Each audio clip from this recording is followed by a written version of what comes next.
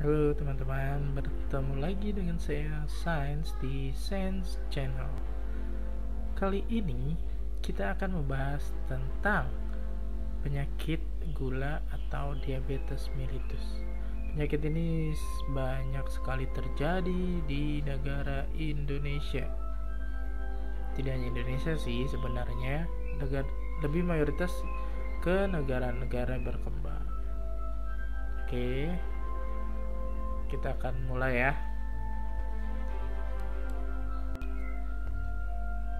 Yang pertama, kita akan membahas tentang apa sih penyebab diabetes mellitus atau penyakit gula.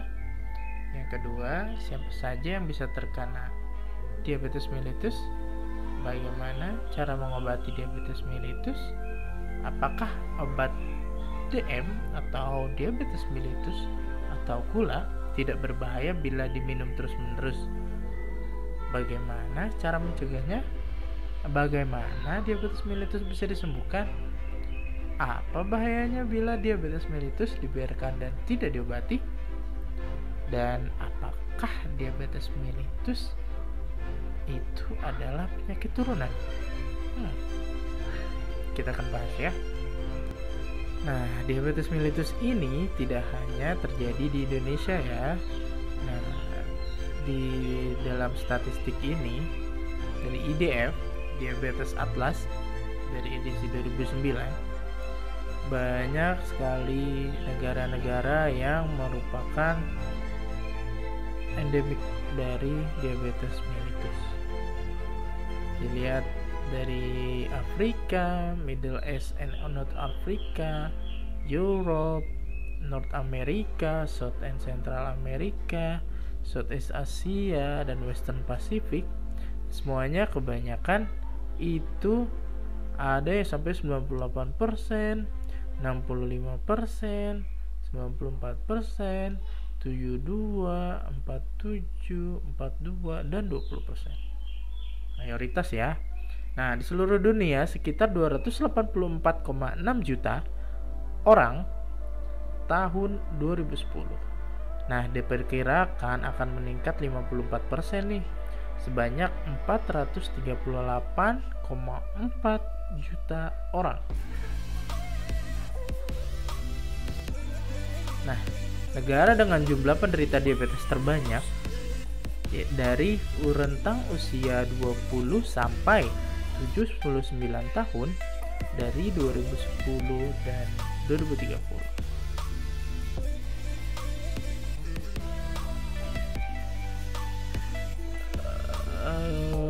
Di sini kita bisa lihat negara-negara yang memiliki penderita diabetes yang terbanyak. Indonesia ini untuk 2010 di urutan 9, dan di tahun 2030 untuk prediksinya Indonesia akan menempati peringkat 6 di dunia. Oke, kita sekarang akan fokuskan ke Indonesia. Nah, ini adalah peta Indonesia dan sudah ditandai beberapa yang tertinggi. Yang pertama adalah Kalimantan Barat, yaitu sekitar 11,1%. Yang kedua Maluku 11,1%. Ketiga Riau 10,4%. 4 NAD atau Nanggroe Aceh Darussalam 8,5%. Dan yang terendah ada di Papua dan NTT 1,7 dan 1,8%. Nah, ini ada prevalensi prediabetes. Yang tertinggi ada di Papua Barat 21,8%. Selanjutnya ada di Sulawesi Barat 17,6%. Yang ketiga Sulawesi Utara 17,3%, dan yang terendah ada Jambi 4,0% dan NTT 4,9%. Nah, banyak sekali yang bertanya dari diabetes mellitus ini bisa mengakibatkan atau komplikasi apa aja sih? Oke, kita akan bahas ya. Dari diabetes mellitus ini banyak meningkatkan resiko dari penyakit-penyakit yang menyerang organ-organ di dalam tubuh. Yang pertama ada otak. Di otak ini itu akan meningkatkan resiko stroke dan penyakit jantung koroner meningkat 2-4 kali lipat. Selanjutnya itu dari jantung. Itu dapat mengalami gangguan kardiovaskuler atau penyakitnya adalah miokardia infark. Nah, ini kebanyakan adalah faktor utama dari meninggalnya pasien yang memiliki diabetes mellitus. Nah, untuk yang selanjutnya, yang ketiga, adanya diabetik neuropati, dan ini banyak sekali terjadi pada orang-orang yang mengalami diabetes mellitus atau penyakit gula. Jadi kebanyakan penyakit gula itu kakinya atau bagian-bagian yang ujung itu mengalami kematian atau jadinya aliran darahnya tidak lancar, akhirnya pasokan oksigen dan makanan dari otot-ototnya itu terganggu sehingga mengakibatkan kematian jaringan. Ini ada gambarnya, bisa dilihat. Biasaannya itu ada luka dan kakinya berubah berwarna jadi agak hitam. Itu sudah ciri-cirinya. Selanjutnya ada diabetik nefropati. Nefropati itu adalah bagian dari ginjal ya. Jadi merupakan 40% penyebab gagal ginjal sehingga pasien harus menjalani cuci darah atau hemodialisis. Jadi diabetik neuropati ini sering terjadi pada pasien yang mengalami gangguan ginjal. Jadi kebanyakan pasien yang mengalami diabetes mellitus harus cuci darah. Selanjutnya yang terakhir itu bisa menyebabkan gangguan mata atau diabetik retinopati, dan ini bisa mengakibatkan kebutaan.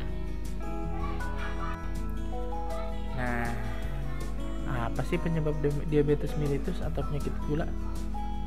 Penyebabnya adalah karena berkurangnya kadar dan atau kemampuan insulin yang dihasilkan oleh kelenjar pankreas dalam hal menormalkan kadar gula darah. Nah, selanjutnya adalah klasifikasi DM. Klasifikasi DM ini sering banget menjadi pertanyaan di teman-teman atau masyarakat umum, dan sering banget banyak yang bilang diabetes kering, diabetes basah. Apa benar sih? Oke. Memang untuk diabetes mellitus itu atau penyakit gula itu memang mempunyai beberapa tipe. Tapi bukan diabetes kering, diabetes basah ya. Untuk diabetes tipe 1 ini untuk prevalensinya kurang lebih 10%. Seringkali didiagnosis pada usia anak-anak dan harusnya memang seumur hidup itu tergantung dengan insulin atau obat insulin ya.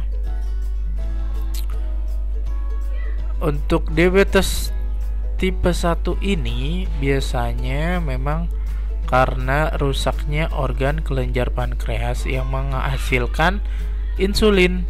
Jadi tubuhnya itu tidak bisa menghasilkan insulin sama sekali, sehingga gula yang kita makan itu tidak bisa dimasukkan ke dalam otot.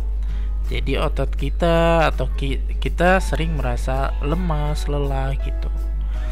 Nah, untuk yang diabetes tipe 2, nah ini prevalensinya sangat besar, itu kurang lebih 90%, dan ini biasa terjadi pada usia dewasa. Untuk diabetes tipe 2 ini banyak sekali terjadi. Untuk diabetes tipe lainnya bisa terjadi karena adanya tumor, infeksi, obat-obatan, penyakit sistem imun, dan selanjutnya ada diabetes mellitus gestasional. Nah, gestasional ini khusus diabetes yang terjadi pada ibu hamil. Jadi jangan heran ketika ibu hamil itu kok tiba-tiba gula darahnya bisa tinggi gitu. Nah, siapa saja sih yang bisa terkena diabetes mellitus? Yang pertama, ini resiko-resiko ya. Usia yang lebih dari 45 tahun itu resiko tinggi. Dan untuk yang kedua, yang di bawah 45 tahun dengan kegemukan yang disertai dengan faktor resiko. Yang pertama, kebiasaan tidak aktif atau malas-malasan. Yang kedua, karena ada faktor turunan dari orang tua yang memiliki penyakit gula atau diabetes mellitus ini. Yang ketiga, memiliki riwayat melahirkan bayi dengan berat badan lebih dari 4.000 gram atau 4 kilo, atau memiliki riwayat diabetes gestasional. Selanjutnya adalah yang pasien memiliki penyakit hipertensi atau tekanan darah yang melebihi dari 140/90 mmHg. Selanjutnya adalah orang yang mengalami kolesterol HDL yang lebih dari 35 mg atau trigliserida lebih dari 250 mg per dl. Selanjutnya, menderita polycystic ovarian syndrome atau PCOS atau keadaan lain yang terkait dengan resistensi insulin. Selanjutnya, adanya riwayat toleransi glukosa terganggu atau TGT atau glukosa darah puasa terganggu atau GDPT sebelumnya. Ini biasanya dinamakan prediabetes. Dan selanjutnya adalah yang memiliki riwayat penyakit jantung. Di slide selanjutnya kita akan membahas tentang bagaimana sih diagnosa diabetes mellitus ini ditegakkan. Sebenarnya ini adalah banyak banget yang menanyakan, aku ini terkena diabetes gak ya? Apa sih ciri-ciri diabetes? Gue kenapa gak ya? Oke, kita akan bahas. Diabetes mellitus ini ketika orang yang terkena itu biasanya memiliki ciri-ciri klasik. Yang pertama, rasa haus yang berlebihan, sering kencing terutama malam hari, dan berat badan mulai menurun dengan cepat. Keluhan lainnya itu bisa berupa lemah badan, lemas, kesemutan, gatal, mata kabur, gairah seks menurun, dan luka susah sembuh. Nah, gejala klasik ini diperkuat dengan yang pertama, gula darahnya itu lebih dari 200 mg. Jadi memang harus dicek ya gula darahnya. Yang kedua, jadi gejala klasiknya itu, dan dicek darahnya, GDP itu adalah gula darah puasa. Tidak lebih dari 126 mg dengan puasa 8 jam atau dengan kriteria 2 jam PPTTGO tidak lebih 200 mg itu. 2 jam PPTGO itu adalah 2 jam sehabis makan ya.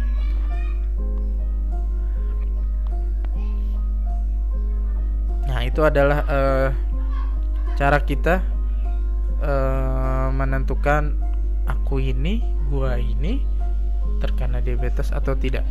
Jadi gitu. Nah, di slide selanjutnya kita akan membahas tentang penata laksanaan diabetes mellitus atau penyakit gula. Oke.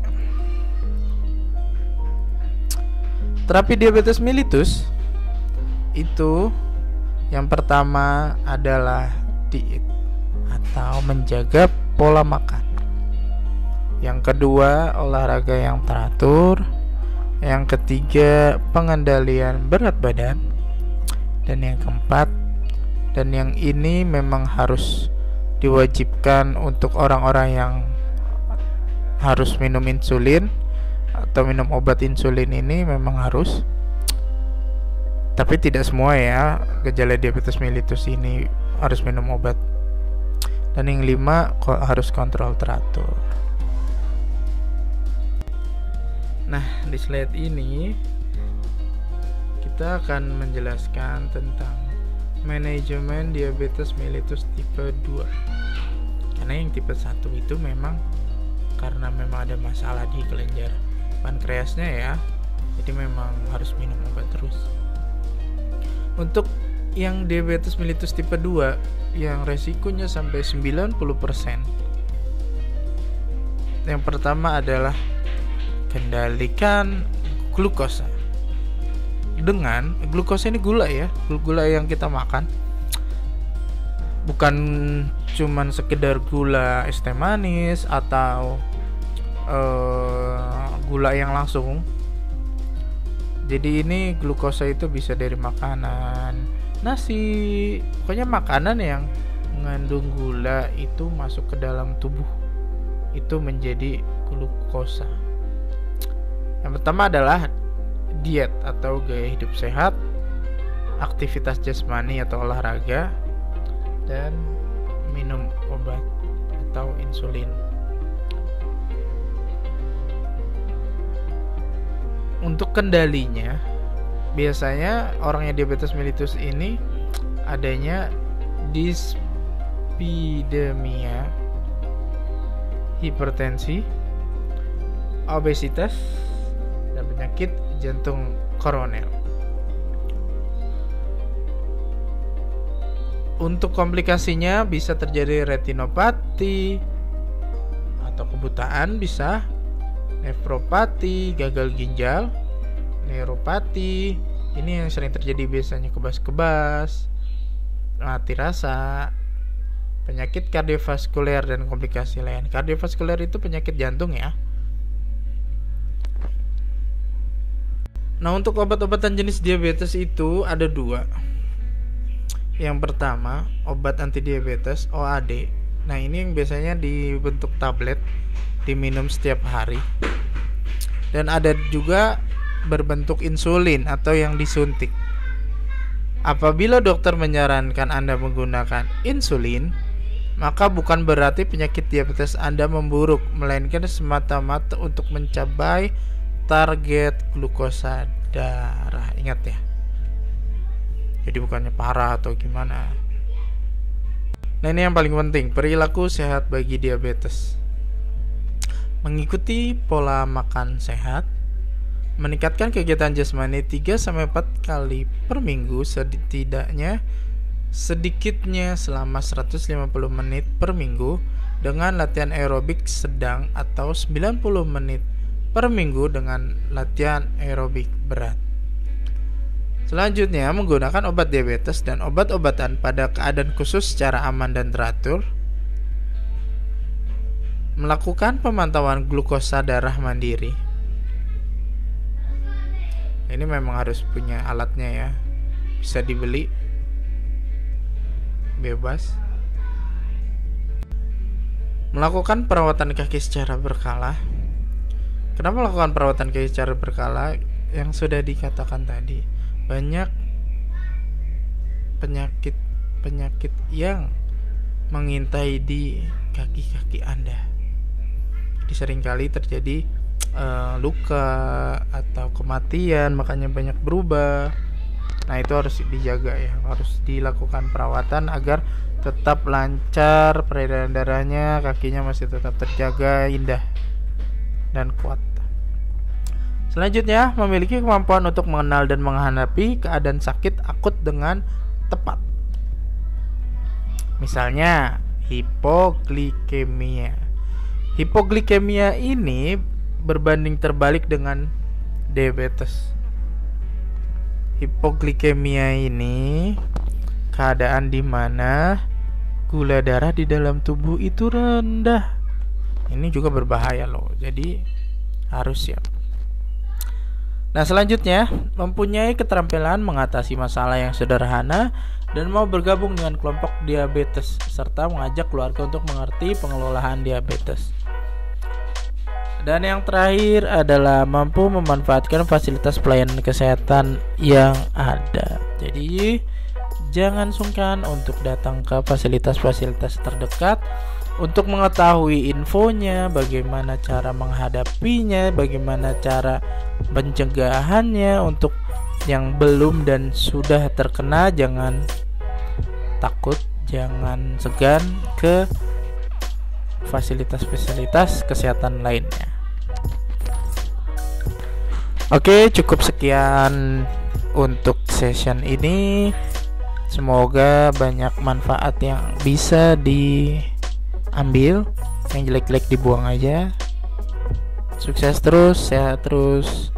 Jangan lupa like, komen, dan subscribe jika ini bermanfaat untuk teman-teman semuanya. Wassalamualaikum warahmatullahi wabarakatuh. Salam Sense Channel.